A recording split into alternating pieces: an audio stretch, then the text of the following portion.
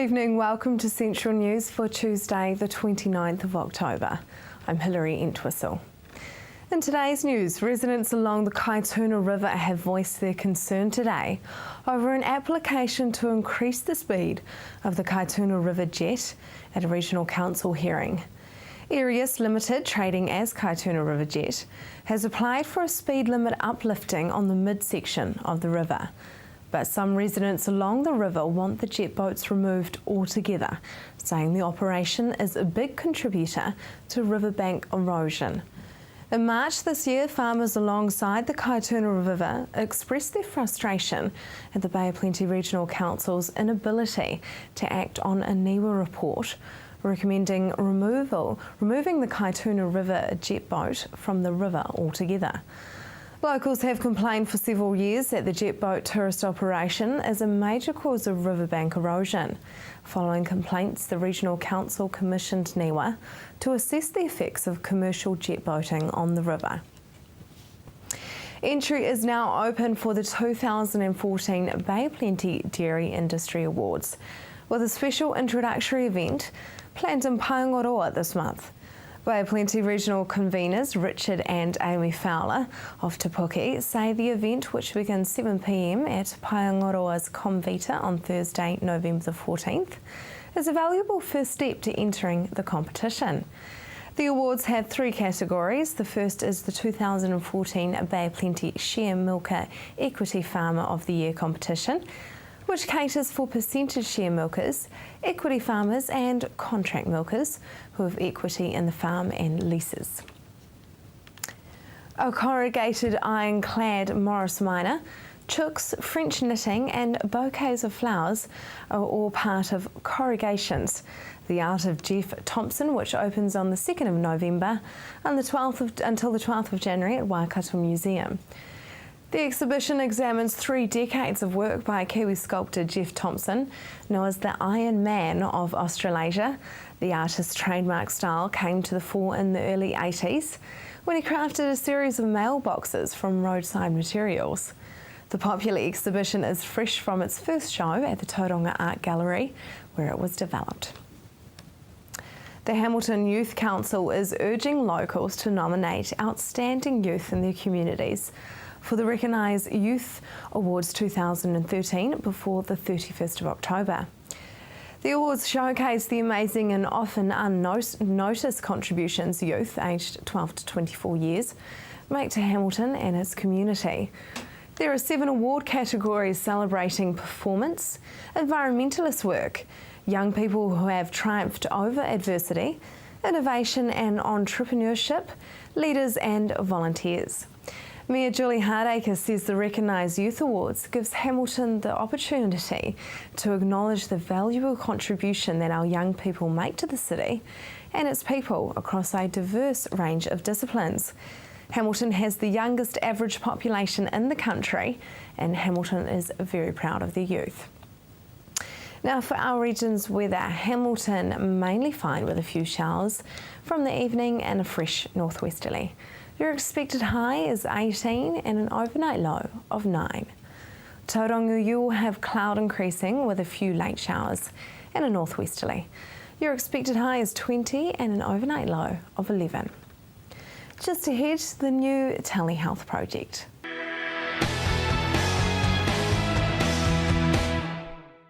Welcome to Central News on TV Central.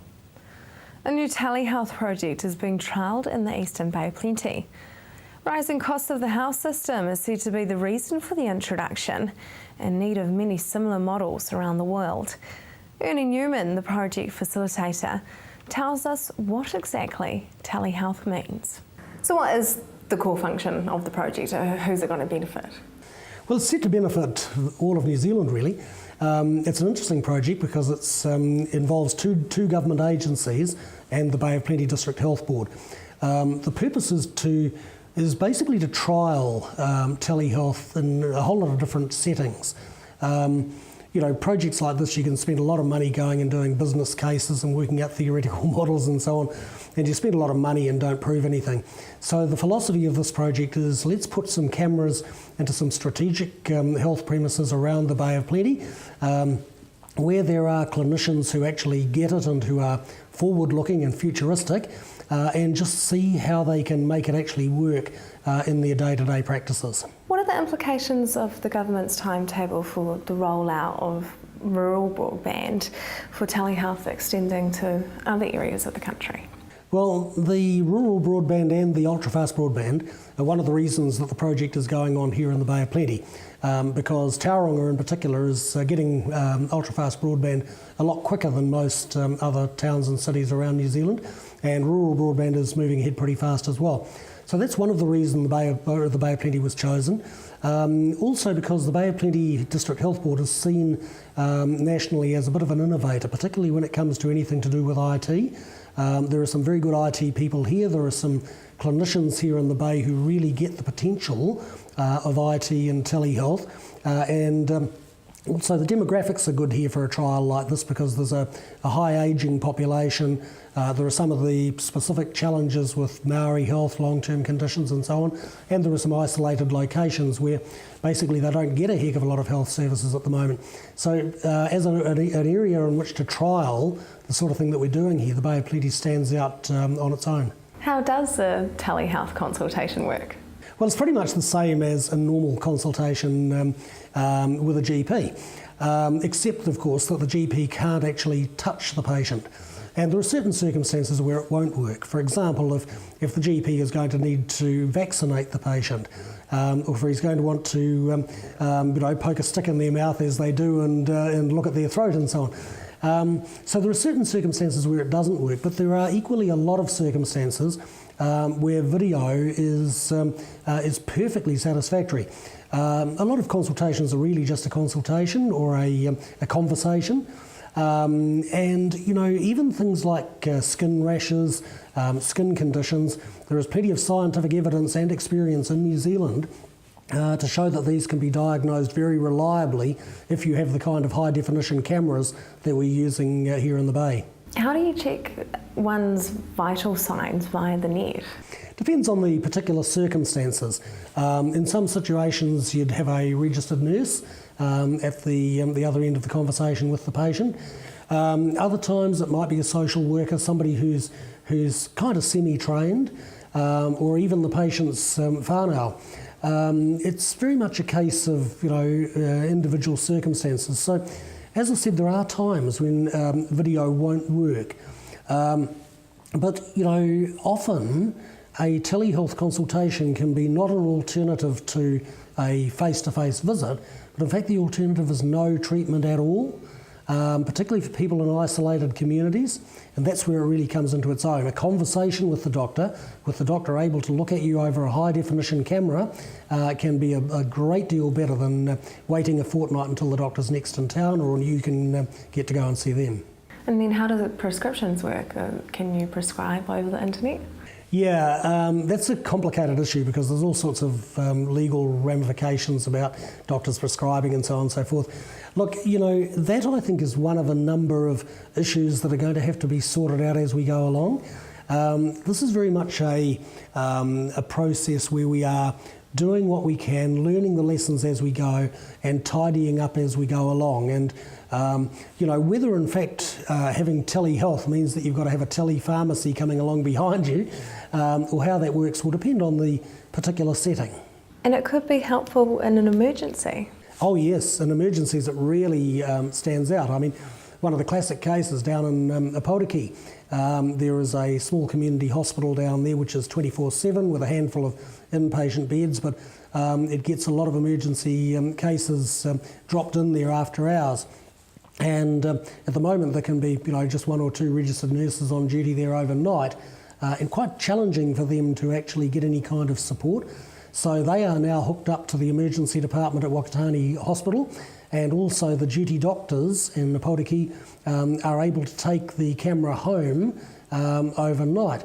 And we've already had some examples where the nurse on duty at Opotiki has been able to video into the duty doctor or Wakatani Emergency Department and get some really good quality advice. Now that is good for the patient and it's good for the health system because sometimes it will stop a patient unnecessarily being sent through to town by ambulance or even by helicopter. Has this been used anywhere else in the world, and has it been successful? Yes, there are pockets of it in lots of parts of the world. There are pockets of it in various parts of New Zealand. For example, there are paediatricians in Christchurch who are carrying out clinics with patients on the west coast of the South Island. There's a dermatologist in the Waikato who's been using this for a decade. It's approved by the Medical Council in New Zealand. It's strongly encouraged by groups like the OECD. So we are not the early adopters, but we're not late runners either. But we've got a long way to go, but this project is part of a series of initiatives that will actually make this happen for the whole of New Zealand over time. Coming up next, we go to Hobbiton to meet the All Blacks.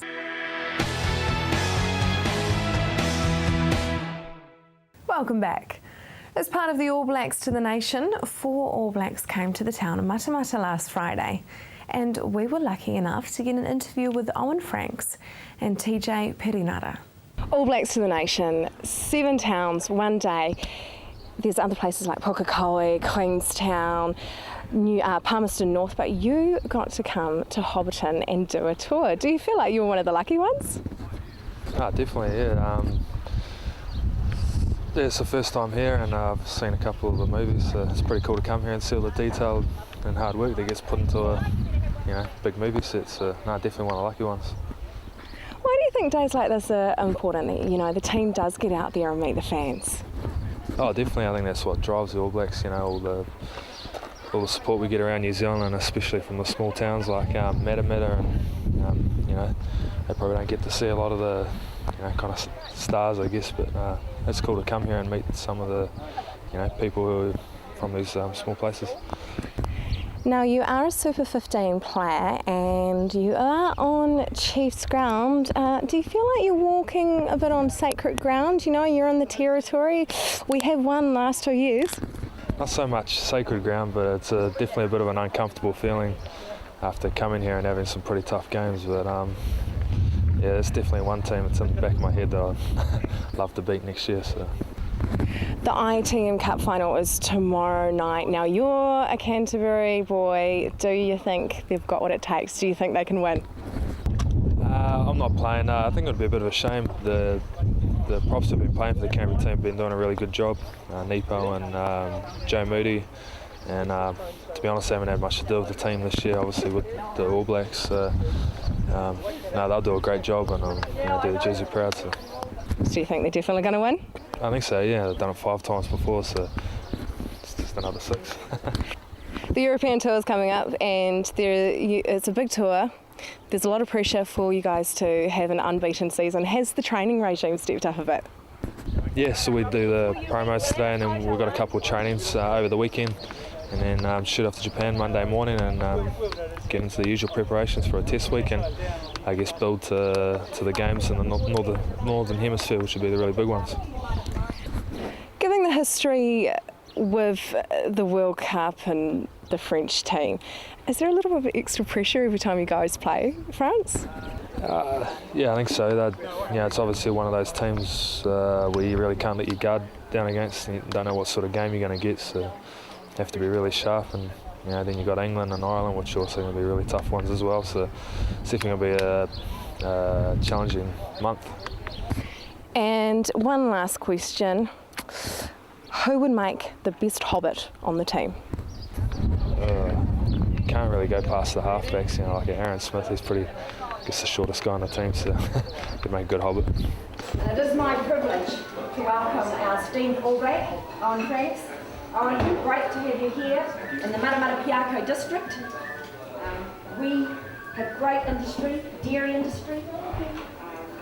We have equine, very strong in our horse area and industry, but we also grow great All Blacks. So we're very proud to have you here and to be able to honour some of our volunteers and up-and-coming sportsmen. I would like to ask Robbie Hewitt to come forward, please. Robbie was paralysed in 2009 playing club rugby. He's been in a wheelchair ever since. Robbie was selected in March this year to represent the Wheel Blacks at a tournament in Germany, and last month for a Tri-Series event in Australia. Robbie has been recognised for this Outstanding Achievement Award for his performance at the Germany tournament. Robbie deserves this recognition for the hard work he has put in over the last few years. Robbie, we're very proud to honour you today.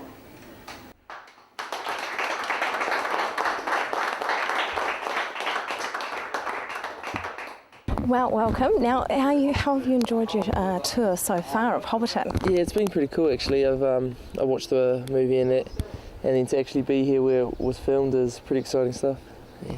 Do you think you guys are kind of lucky you get to come to Hobbiton of all the towns that all the other boys went to? Yeah, I think we're lucky, and to be honest, we didn't really know what to expect. It's one of those things you don't know a whole lot about the movie industry and stuff, but to actually be here and to be welcomed in by everyone, it's been pretty awesome. Now, you've had a bit of an injury-prone season and you're about to go on the European tour, so are you feeling ready? Yeah, definitely. The ankle, I've had 6 weeks rest now and the ankle's feeling good. I've had a few running sessions there, so I'm looking forward to getting out there actually playing some footy. Yeah. And you and Pariwipu have had a bit of a mentor relationship. You know, you're kind of said to fill his boots per se. Those are pretty big boots to fill. They're huge boots, but I don't think I'm filling his boots. I think he's still very much there. He's a huge impact on the All Black team and the All Black environment, and I don't think him missing out on the India tour means he's not going to be an All Black anymore. So I think his boots are still his, and he'll still be playing and he'll still be back and he'll still be in the All Black jersey, I think. Now, you guys are playing the French team coming up, and there's a lot of history with the French. Are you feeling a bit of pressure to play them? I enjoy it, I enjoy the history. I enjoy that people say that they're our bogey team and stuff like that, and that's cool, and I embrace it and I look forward to it, and hopefully if I get a game against them, it'll, be a part of that history as well, which would be awesome. And this is your first season with the All Blacks, isn't it? So how's it been so far? Has it been a dream come true? Yeah, it has been. It's been a huge learning experience as well. I haven't actually played for the team, but being a part of it for the last month and a bit was a huge learning experience, and it's being around some of the best players in the world and getting to know the game a bit more. It's only been good for me. Well, thank you very much and enjoy the rest of Matamata. Cheers, thanks for having me. Just ahead, Sole Mio back in town.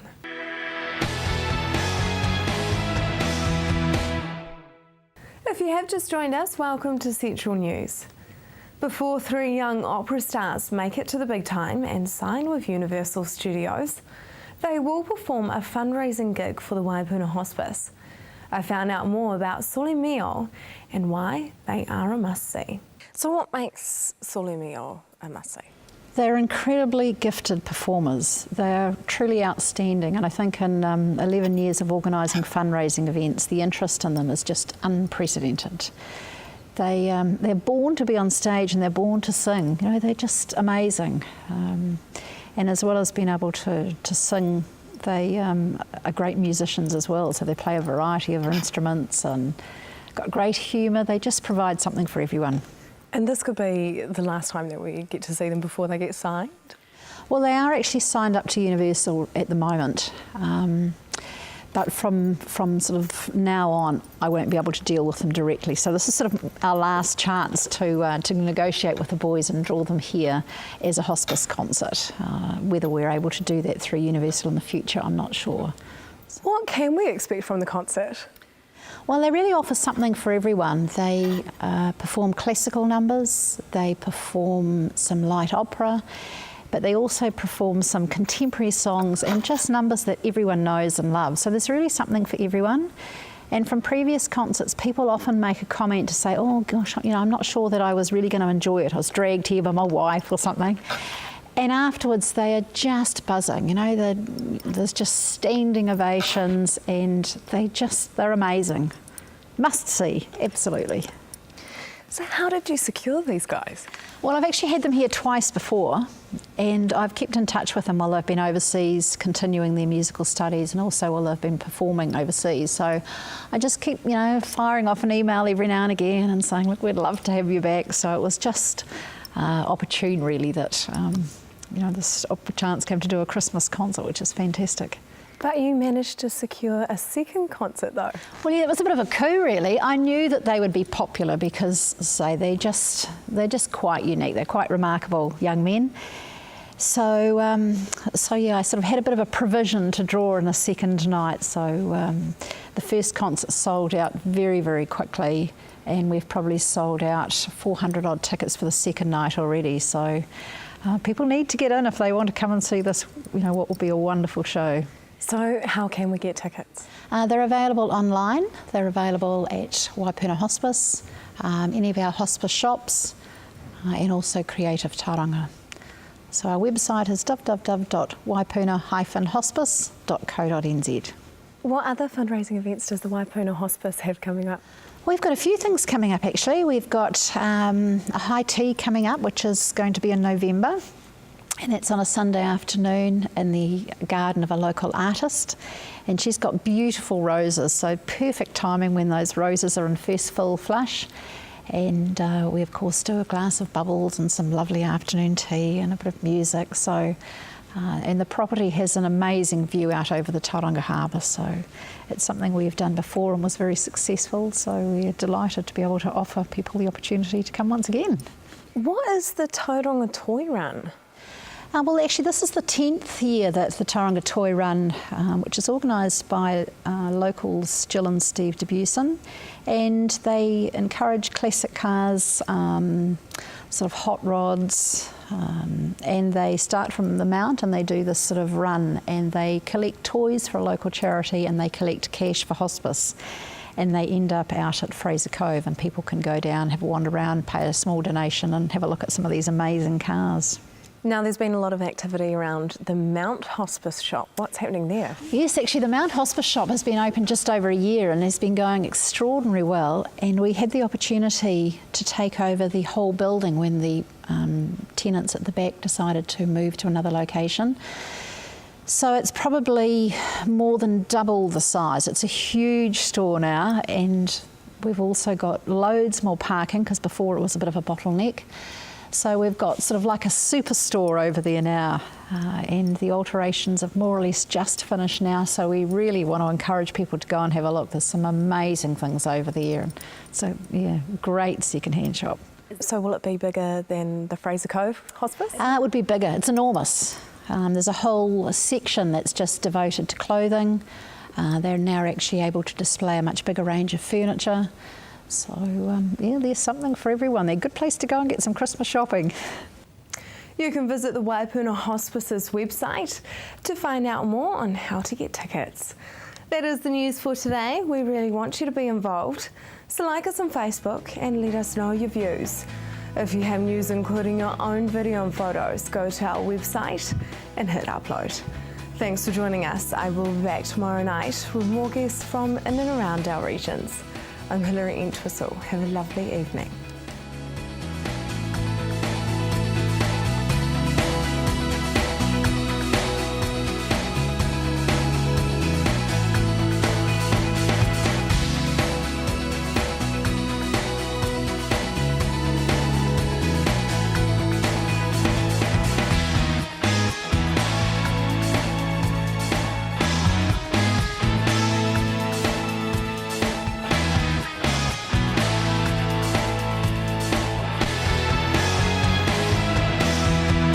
This has been an Alpha Media production, a division of Television Media Group.